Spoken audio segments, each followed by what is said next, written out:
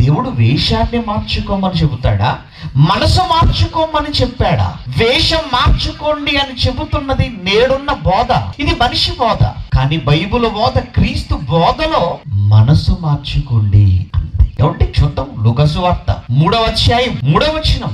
అంతటా అతడు వచ్చి, యోహాను గారు వచ్చి, పాప క్షమాపణ నిమిత్తము మారు మనస్సు విషయమైన బాప్తిస్మము పొందవలనని మారు మనస్సు అన్నాడు. అంటే మారవలసినది ఏమని చెబుతున్నాడు తెలుసా ఆయన? మనసు. అదే లూకాసు వార్త 24వ అధ్యాయం 47వ వచనం. ప్రభువు తిరిగి లేచిన తర్వాత చెబుతున్న మాట శిష్యులతో ఏం చెబుతున్నాడు? యెరూషలేము మొదలుకొని సమస్త జనులలో ఆయన పేరట మారు మనస్సును పాప క్షమాపణయు ప్రకటింపబడును అన్నాడు. ఏమండి, మరో మాటలో పేతురు గారు, యోహాను గారు ఇద్దరు కలిసి మాట్లాడుతున్న మాట ఏంటో ఏమండి? అదే అపోస్తుల కార్యములు 8వ అధ్యాయం 22వ వచనంలో, కాబట్టి ఈ నీ చెడుతనమును మానుకో. గారడీలు చేస్తున్నావు, మోసం చేస్తున్నావు, ప్రజలను మాయ చేస్తున్నావు, పైగా మాకున్నటువంటి ఈ వరాన్ని నీ దగ్గర ఉన్నటువంటి ద్రవ్యం ఇచ్చి కొనాలనుకుంటున్నావు, నువ్వు చేసేది తప్పు సీమోను అని ఒకవైపు హెచ్చరిస్తూ పేతురు యోహానులు మాట్లాడుతున్న మాట అండి అతడితో. నీవు మానుకొనవలసింది లేదా నువ్వు మార్చుకోవలసినది ఏంటో తెలుసా? నీ చెడుతనం, నీ క్రియలు, నీ ప్రవర్తన అది బాగోలేదు, వాటన్నిటిని విడిచిపెట్టు. ఏమిటి? నీ పాత జీవితం, పాప జీవితం, అపవిత్రమైన జీవితాన్ని విడిచిపెట్టు. నువ్వు విడిచిపెట్టవలసింది, తీసివేయవలసింది, నువ్వు మానుకొనవలసినది చెడు చెడు చెడు అని ఎంత చక్కగా అక్కడ వ్రాయబడిందే.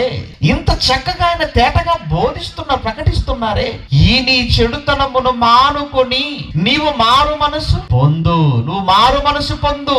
ప్రియమైన దేవుని పిల్లలారా, ఇలా బైబిలులో ఎక్కడ మీరు చూడండి మారు మనసును గురించిన మాటలు, మారు మనసును గురించిన సంగతులు, మారు మనసును గురించిన బోధ. ఈ రోజు క్రైస్తవులంగా బైబిల్ చేతపట్టి సమాజంలోనికి వెళ్ళి సమాజం మధ్య నిలవబడి ఈ రోజు నువ్వు గలం విప్పి నువ్వు మాట్లాడవలసింది దీనికోసం, మారు మనసు కోసం. ఏ మారు మనసు కోసం ఆయన మాట్లాడాడో చెప్పమన్నాడో ఈ రోజు దాన్ని ప్రక్కన పెట్టి ఎవడు వేషం కోసం మాట్లాడుతున్నారు ఏంటండి? ఇదండి అవసరం ఈరోజు సమాజానికి. వేషం మారితే బ్రతుకు మారిపోతుందా? వేషం మారితే మనిషి మారిపోతాడా? ప్రియమైన దేవుని పిల్లలారా, ఈ రోజు భక్తి అనగానే ఏమనుకుంటున్నారు తెలుసా? బట్టల్లో ఉందనుకుంటున్నారు. వేషం మార్చుకుంటే భక్తి పరుడు అయిపోతావా? నీ మనసు మారాలి, నీ బ్రతుకు మారాలి. నువ్వు మార్చుకోవాల్సింది వేషం కాదయ్యా, నీ మనస్సు. ఏ రూపం అయితే ఏంటి, ఏ వేషం అయితే ఏంటి, నువ్వు పొడుగుంటే ఏంటి, పొట్టిగా ఉంటే ఏంటి, నీకు బొట్టు ఉంటే ఏంటి, లేకపోతే ఏంటి, దేవుడు చూసేది దేన్నో తెలుసా? నీ అంతరంగం, నీ హృదయం, నీ మనస్సు. నీ పైన ఈ రూపం చూడడాయన. గలతీ పత్రిక 2వ అధ్యాయం 6వ వచనం.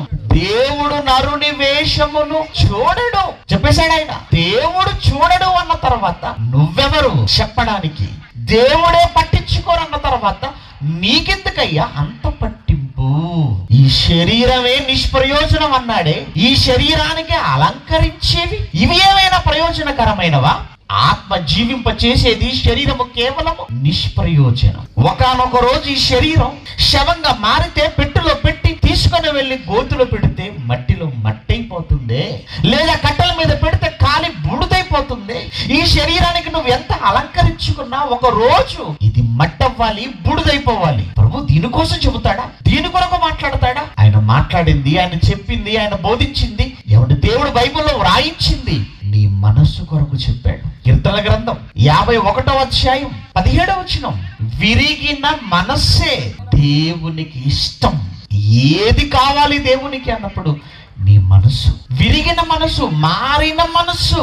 ప్రియమైన దేవుని పిల్లలారా, బైబిల్లో ఉన్నది మనం మాట్లాడుకుంటున్నాం, క్రీస్తు చెప్పింది మనం మాట్లాడుకుంటున్నాం. ఈరోజు నిజంగా ఇదే బోధ, ఇవే మాటలు ప్రతి సంఘములో, ప్రతి సభలో, ప్రతి చోట మాట్లాడితే ఎందుకంటే వాళ్ళు క్రీస్తును, ఎందుకంటే వాళ్ళు బైబిల్ను అసహించుకుంటారు చెప్పండి? ఒక విధంగా బైబిల్ను, ఒక విధంగా యేసుక్రీస్తును ఈ రోజు వాళ్ళు అసహించుకుంటున్నారంటే కారణం ఈ రోజున్న కొంతమంది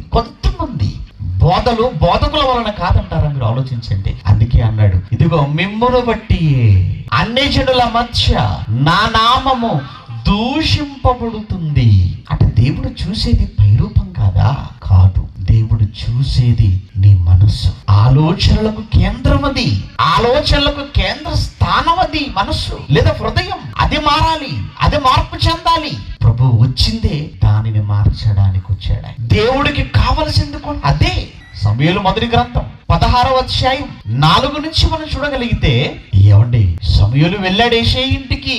సౌలు తప్పు చేశాడు. సౌలు చేసిన తప్పేంటి? దేవుడు ఏది చెయ్యమన్నాడో అది చెయ్యాలి, అంతకు మించి ఎక్స్ట్రాలు చేయకూడదు.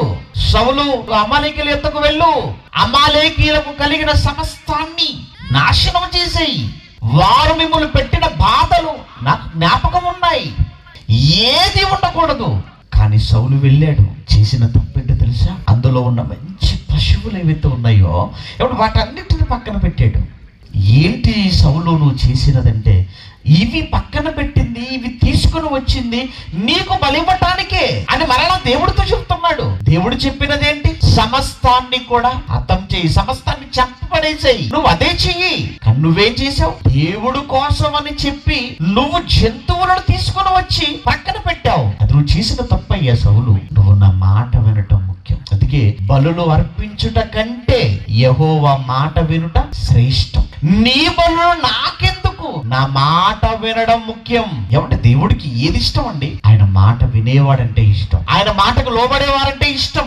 దేవుడి మాట వినాలి, దేవునికి లోబడాలి, దేవునికి విధేయత చూపించాలి. ఆయన ఏం చేయమన్నాడు అది చెయ్యి. ఏమండి, తొలగించేశాడు సౌలును. సమూయేలు పంపుతున్నాడు. బెత్లెహేములో యెషయి అనే వ్యక్తి ఉన్నాడు. ఆయనకు 8 మంది పిల్లలు ఉన్నారయ్యా. వారిలో ఒకరిని నేను రాజుగా నియమించబోతున్నాను, నువ్వు వెళ్ళాలి, అభిషేకించాలి. అలాగని సమూయేలు బయలుదేరాడు. బెత్లెహేముకు బయలుదేరాడు. నిజంగా సమూయేలును చూడగానే ఆ ఊరిలో ఉన్న వాళ్ళంతా లేచి నిలవబడిపోయారంటే పెద్దలంతా. వెళ్ళాడు బెత్లెహేములో ఉన్న యెషయి ఇంటికి వెళ్ళాడు. అప్పుడు యెషయితో చెప్తున్నాడు సమూయేలు, అయ్యా నీ పిల్లలు ఎంతమంది? వాళ్ళందరినీ తీసుకొని వచ్చేసేయి, వారిలో ఒకడిని నేను అభిషేకించబోతున్నాను అనగానే పెద్దవాడు ఇచ్చాడు. అతని పేరు ఏలీయాబు. ఏలీయాబు వచ్చి సమూయేలు ముందు నిలవబడ్డాడు. నిలవబడినప్పుడు ఏమనుకుంటున్నాడు సమూయేలు? అక్కడ రాయబడి ఉందండి, 4వ వచనం చూడండి. నిజముగా యెహోవా అభిషేకించువాడు, నిజముగా దేవుడు అభిషేకించువాడు నా ఎదుట నిలవబడ్డాడు అని అనుకున్నాడు. అని అనుకుని అతన్ని అభిషేకించబోతున్నాడు. వెంటనే దేవుడు కలగ చేసుకున్నాడు. ఇది వెంటనే దేవుడు సమూయేలుతో ఇలాగ సెలవిచ్చెను, అతని పై రూపమును అతని ఎత్తును లక్ష్య పెట్టకుము. అతని ఎత్తును అతని పై రూపమును లక్ష్య పెట్టకుము. అంటే ఏలీయాబు ఎలా ఉన్నాడనమాట?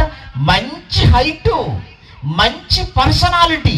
అదే కదండి, మంచి హైట్, మంచి పర్సనాలిటీ. అప్పటికి ఇది యెషయి పిల్లలు వీళ్ళంతా కూడా సైన్యంలో ఉన్నారు. తెలుసు కదండి, ఇశ్రాయేలు సైన్యం. కనుక సైన్యంలో ఉన్నవాడు ఎలా ఉంటాడు? మంచి హైట్, మంచి పర్సనాలిటీతో ఉంటాడు. ఎత్తు, రూపం చూశాడు. ఆహా, రాజుకు ఉండవలసిన అర్హతలు వీడుకున్నాయి, దేవుడు సెలక్షన్ బాగుంది అనుకుని అభిషేకించబోతున్నాడు. అప్పుడు దేవుడు అంటున్న మాట, ఏంటి సమూయేలు, ఎత్తును రూపాన్ని చూస్తున్నావు? నేను పంపించిన అందాల పోటీగా, అభిషేకించడానిక? ఏమనుకుంటున్నావయ్యా నువ్వు? నేను పంపింది దేవుడను, మనిషిలా ఆలోచిస్తున్నావేంటి అని చెప్పి వెంటనే అతని ఎత్తును అతని రూపమును లక్ష్య పెట్టకము, నేను అతని త్రోసివేసి ఉన్నాను. మనుష్యులు పై రూపమును లక్ష్య పెట్టుదురు. అంత మనుషులంతా చూసేది పై రూపం, కానీ మనుషులు లక్ష్య పెట్టు వాటిని యెహోవా లక్ష్య పెట్టాడు. మనిషి ఎత్తు చూస్తాడు, మనిషి రూపం చూస్తాడు, కానీ దేవుడునైనా నేను మనిషి ఎత్తును మనిషి రూపాన్ని చూడను. నేను చూసేది ఏంటో తెలుసా? హృదయమును. యెహోవా హృదయమును లక్ష్య పెడతాడు. దేవుడు హృదయాన్ని చూస్తాడు, దేవుడు మనసును చూస్తాడు. ప్రియమైన దేవుని పిల్లలారా, ఒకవేళ ఎత్తును చూసేవాడైతే దేవుడు, ఒకవేళ దేవుడు నిజంగా రూపాన్ని చూసేవాడైతే ఎంతమంది వెళతారండి పరలోకానికి? చెప్పండి. ఎంతమంది వెళతారు చెప్పండి? 6 అడుగులకు పైగా ఉన్న వాళ్ళే దేవుడు పరలోకం ఇస్తాడు అన్నాడు అనుకోండి. ఎంతమంది ఉన్నారు చెప్పండి? ఇక్కడ 6 అడుగులు నేనే లేను. 6 అడుగులకు పైగా ఉన్నవాడికి స్వర్గం అంటే పరిస్థితి ఏంటి? మంచి రంగు, మంచి రూపం, వారికే పరలోకం అంటే పరిస్థితి ఏంటి చెప్పండి? అందుకేనండి దేవుడు పై రూపాన్ని చూడను అన్నాడు, దాన్ని పట్టించుకుని అన్నాడు. మరి దేన్నయ్యా నువ్వు చూస్తావు? మనసు, హృదయం. ప్రియమైన దేవుని పిల్లలారా, అందుకేనండి ఆ హృదయమే పాడైపోయింది, ఆ హృదయమే చెడిపోయింది. దేవుడు ఏ హృదయాన్ని చూస్తానన్నాడో, ఏ హృదయాన్ని ఆయన పట్టించుకుంటాడో, ఏ హృదయాన్ని లక్ష్య పెడతానన్నాడో ఆ హృదయమే పాడైపోయింది, ఆ హృదయమే చెడిపోయింది, ఆ హృదయానికే భయంకరమైన జబ్బు చేసింది. ఇర్మీయా గ్రంథం 17:9 ఏమంటే హృదయము అన్నిటికంటే మోసకరమైనది, అది ఘోరమైన వ్యాధి గలది, దానిని గ్రహింపగలవాడు ఎవడు? ఏమండి బయటికి చూడటానికి అందరూ పెద్ద మనుషుల్లా, బయటికి చూడటానికి అందరూ అబ్బో చాలా చక్కటి అందంగా కనపడుతున్నారు, కానీ లోనున్న హృదయం సంగతి ఏంటి? దానికి జబ్బు చేసింది. ఏమండి అంతే కదండి, బయటికి మనుషులంతా బాగా కనబడతారు, మంచి వాళ్ళుగానే కనబడతారు. ప్రభు చెప్పాడా? వాళ్ళు బయటికి గొర్రె చర్మములు వేసుకుంటారు, కానీ లోపల వారు క్రూరమైన తొడేళ్ళు. బయటకి మాత్రం గొర్రె చర్మాలు వేసుకుంటారు, మీరు పైన చూస్తున్నారు, పైకి చూడగానే ఎలా ఉంటాడు? సాధువుగా ఉంటాడు, కానీ లోపల వాడు క్రూరుడు. అది తెలియట్లేదు, మనసు తెలియట్లేదండి.